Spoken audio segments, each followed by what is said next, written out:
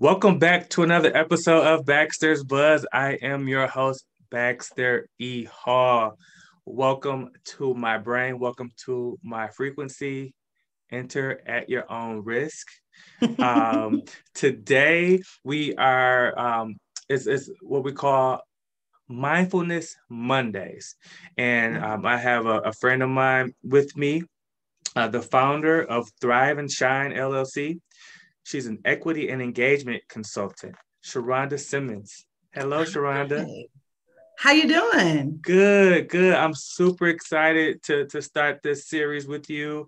When we connected initially, there was a lot of this was part of your passion, and we kind of decided, why don't we share with the audience some of the tips that you've been sharing with friends and close circles and in your professional world. So let's jump into it. Let's do it. So the first topic, or the topic for today, I should say, is the myth of multitasking. Yes. Are you sure it's a myth? Are you sure that it's not a real thing?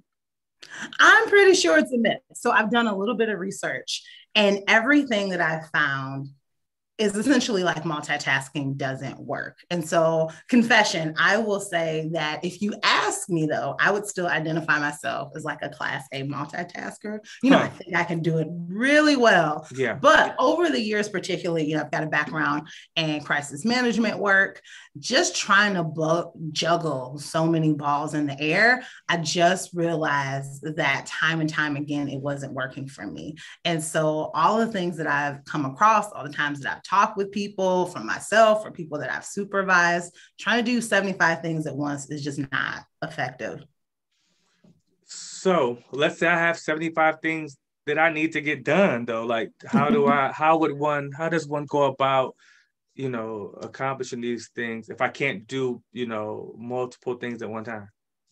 I think coming to the realization that you really can't do multiple things at once, which I think is really humbling for people. And so I look at it as if you've got 100 pennies. And so that's what someone told me once. And I think it's the best piece of advice. You only have 100%. You don't have 110. You don't have 120%. I know we throw that around all the time, but it's just simply not true. And so really thinking about it, mathematically, you've only got 100. So you've got 100 pennies and you've got to spread them out. You've got to really just reconcile that some seasons work may be 60%, this situation or this family or this relationship may be 40%. This other thing may be 30 while this is 60. And so really coming to that conclusion that you've only got 100 so that you can show up being realistic about that, I think is number one. The first thing, you've only got 100 pennies. I'd say the second thing is really start in order of importance. And so that could be importance in terms of time. It could be, in terms of a deadline or something that's giving you the most anxiety. And so what I've actually found to be most effective is that sometimes when we do the thing that's giving us the most anxiety or anxiousness, we're actually much more effective because you get that out. And so then you have cleared your mental capacity, you've got your ability to focus, and it's not this thing that's sort of looming over you. And then, I would say after sort of doing the thing that, gives you the most anxiety and sort of frees you up, it's really just prioritizing. And so is it time sensitive?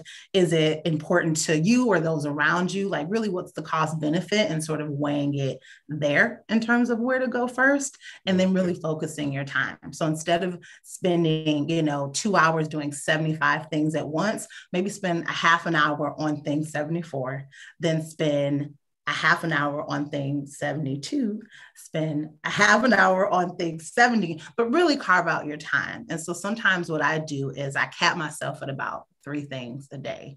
Mm-hmm. And so those are my 3 goals. If I accomplish those, I feel really great. If I accomplish other things, then it's a bonus. But I really understand that I need to focus and I need to ground myself. And I block my chunks of time really based off of what that thing might be. I love that. I love that. Yeah. Prioritizing and saying, okay, I can't get everything done today, but if I can get these 3 things done, this would be a phenomenal day, right? Yeah. I have a friend who who is in a managerial role, they tend to get overwhelmed. And I shared some very similar advice with them recently.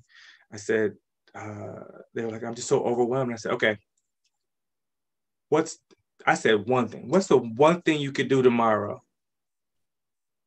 And it sounds so simple, but it's the implementation piece that makes it difficult, right? It's like, okay, Mm-hmm. I got these things looming, I got these deadlines approaching, but time ain't standing still. It's still going to happen. So we may as well, do one thing at a time and ensure that those things are done with we're giving it the proper amount of respect and attention, right?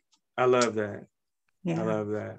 And I think starting is really the biggest thing. I know I have perfectionist tendencies. And so I want to do everything really perfectly. And so I start thinking about all of the barriers before I even get started. And so I just had this conversation with somebody, actually two people this week about, you may feel uncomfortable. You may feel like, sometimes those negative inner voices, I'm not doing a great job, or this isn't going to be quality work. It's really hard to combat that.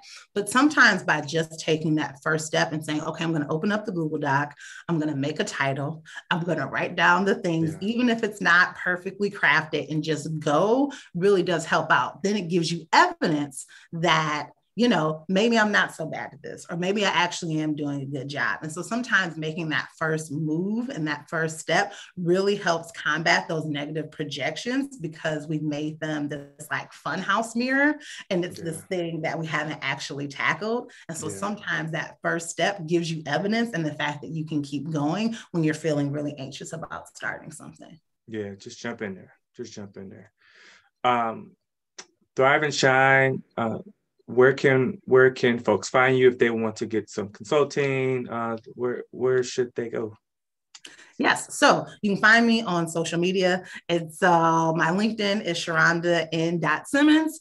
And then you can also find me at www.thriveandshinenow.com. That's Thrive in, with the letter N as in Nancy, shine now.com. And so www.thriveandshinenow.com. You can message me on LinkedIn, and then my social media, Thrive and Shine, also on Instagram, Facebook as well. You can message me on there.